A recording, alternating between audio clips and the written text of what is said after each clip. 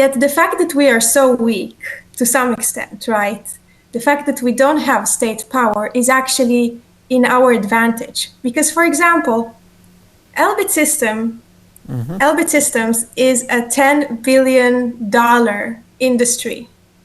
Yes. But in our action, we have managed to dismantle that $10 billion industry using only $10 worth of materials. So the fact that we are so weak and the fact that this war machine is so strong is actually gives us the advantage, because we can very easily disrupt it, very easily can sabotage it with very little means.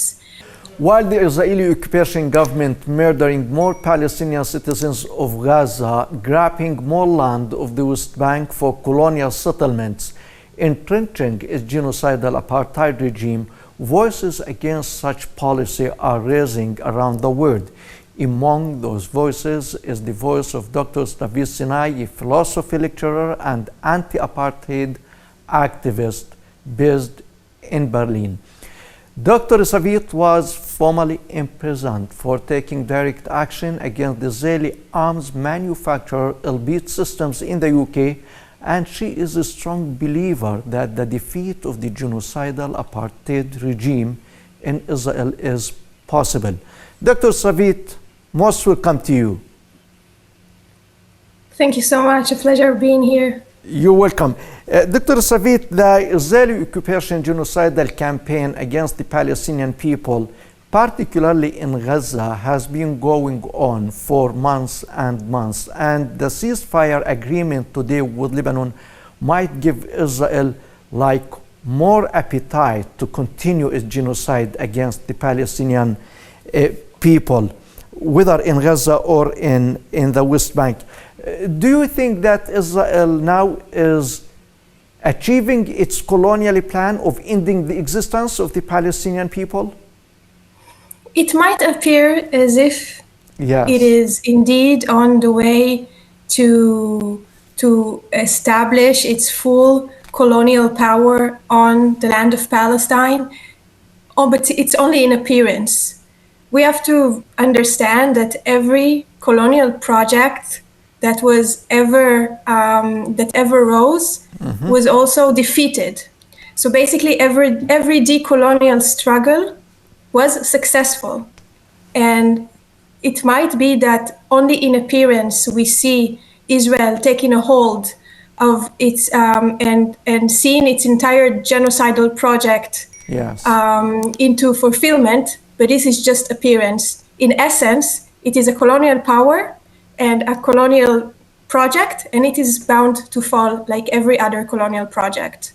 Yes, and Dr. Savit, while Israel ended the possibility or the potential for the two-state solution that the international community and the world supported, at least verbally, and the one-state solution is not on the agenda of any Israeli party. They never think of that. So my question to you, how do you see the political and social landscape of Israel in a few years from now? Well, I am a firm believer that the apartheid project that is Israel is going to be abolished, maybe sooner than we think. Like, you have to understand, where I live right now in East Berlin, it used to be a whole different state, just like a few decades ago. So regimes are not some kind of fixed historical facts. They are dynamic, then they can be changed. And so will the apartheid state of Israel, the racist state of Israel. It will change into something that has to allow more openness, and of course be the place where Palestinians can fulfill their rights. So it's just a matter of the logical historical course of things that will bring the apartheid state of Israel to an end.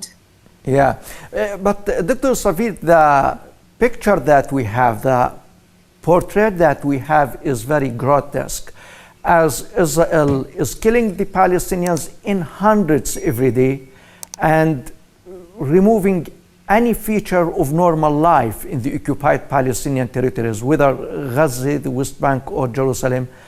and it receives full support from power number one on a planet, the American administration. And the European position, of course, is supportive of Israel with some difference. The Arab world is silent on what's going on. So amidst this grotesque picture, how is it possible to end the apartheid Israeli regime, as you say? Well, it's always the darkest hour before dawn, right? So maybe what we are seeing now is extremely dark. It is the worst of our every possible vision we might have had into the future. Like the genocide that Israel is committing now in Gaza, it's basically the end of humanity. It is the most shameful act of humanity in the current century. And how do we overcome this? We overcome this with our spirit of resistance and with resistance itself. So we have activists all across the world, all across Europe, in the UK and in the US who are actively resisting the Israeli war machine, not waiting for any authority, not waiting for any petition to go through, just basically taking justice and dismantling the war machine, which is manifested in companies such as Elbit Systems, Rafael, and other Israeli subsidiaries that are actively working across the world and basically putting their lives on the line to put an end to the war machine. So basically going to the means of production where those weapons that are currently being used in the course of genocide, just putting a stop to it. So we see this big movement happening, and this is one step that could bring the end of apartheid nearer. Yeah, it's good that you mentioned the activists and the action that we have in many countries around the world for the boycott of Israel. And we saw the activists in the UK, how they approach Elbit arms manufacturer factory. But the governments like the UK government and other governments in Europe are trying to silence these activists and to prevent them from expressing their solidarity with the Palestinian people. And you were put in a prison, I think, for 30 days for your activism. So do you think that this voice would increase or it's going to falter and go down? Indeed, the authorities are trying to oppress us in any means possible, but this is what regimes of this kind that are protective of a genocidal colony, a racist colony, this is what they do. They are invested within the colonial project themselves. Like in the UK, for example, it is the kind of where it was the midwife of Zionism and colonialism in the Middle East. So of course it's going to seek to oppress activists who are actively resisting the genocide. Of course, we do see the oppression even increasing with time, but I see it as a sign of our effectiveness as long as we are getting closer to the goal of kicking Elbit out of the country and basically seizing it in its entire international operation. The more as we come closer to this, the more we get oppressed. And the moment there are about even more than 20 prisoners, political prisoners that are connected to the Palestine Action Movement, currently sitting in jail. Now, it is only the natural course of things. Nothing is born without pain. Nothing is born without pain. And if we have to put our bodies on the line and pay the price, then this is how it goes. Yes. But do you think that this kind of activism and the public opinion around the world, does it have the capacity to overcome the power of the big corporate bodies, the companies, the capitalist system that pumps billions of dollars to the Israeli apartheid regime? Do you think, is there a comparison between the support that Israel receives and what the public opinion can provide for the Palestinians. Yes, I see the how problematic this might be, and indeed, we have to understand that we are just civilians, we are individuals or organized within groups, and we don't have the kind of imperial power that the imperial core has, of course. So the power relations are not really in our favor. Yet the fact that we are so weak to some extent, right? The fact that we don't have state power is actually in our advantage. Because, for example, Elbit Systems is a $10 billion industry. Yes. But in our action, we have managed to dismantle that $10 billion industry using only $10 worth of materials. So the fact that we are so weak and the fact that this war machine is so strong is actually gives us the advantage, because we can very easily disrupt it, very easily can sabotage it with very little means.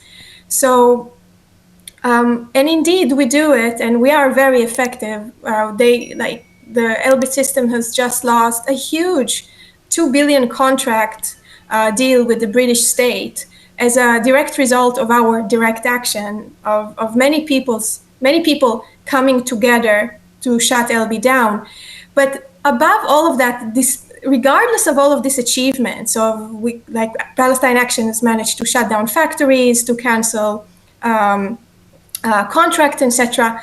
This is not like we fight them because they are fascist. We're not going to fight them because we think we are necessarily going to win this. This is a battle worth fighting. It's worth fighting. It's worth dedicating one's life to fight the apartheid state of Israel.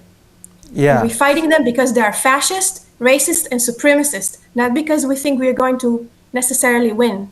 Yes, and my final question to you, Dr. Savit, you mentioned that it is a fascist and supremacist and racist regime, but this fascist regime is achieving or realizing its plan and, achieving, at least at the short run, okay? On the long run, the apartheid will be, dismantled and the colonial power would be decolonized. But now they are removing all the north of Gaza. The people's situation in the south is not much better, and they are either killed by the Israeli bombs or by the rainwater floods. In the West Bank, Israel is controlling over every inch of the West Bank, and settlements are everywhere. You can't move from Ramallah to Nablus if the Israeli settlers, for example, don't want you to pass that day. So, in light of all that, what do you expect for the Palestinians, mainly in Gaza and the West Bank? Well, yeah, I can see why. I mean, Palestinians are paying a huge price for their liberty, and it's incomprehensible. It's really the level of oppression and violence is incomprehensible. And indeed, me coming from Israeli society, I know how much it is addicted to violence. Just like somebody is addicted to gambling or to, shopping, Israeli society is addicted to violence, and it's going to enact its violence by any means, as long as it has means to enact that. But one thing they cannot take, and that is the sense of dignity and resistance and kind of the spiritual connection to the land that Palestinian people have. And this is nobody can take that away because it's immaterial. So they can kill as much as they want, they can conquer, they can occupy, but the very notion of the connection to Palestinian identity, land, is not going to, cannot be broken because it's immaterial. and future generations are going to carry that forward into history, and that consciousness is not going away anywhere, and if anything, it's growing, and it's being channelized into channels of resistance. And I believe this resistance, this spirit of resistance, will be triumphant. Dr. Safid Sinai, it has been a great honor having you in our program. Thank you very much. My pleasure. Thank you. And ladies and gentlemen, thank you very much for watching. And from you, Sam and Azal, have a nice time.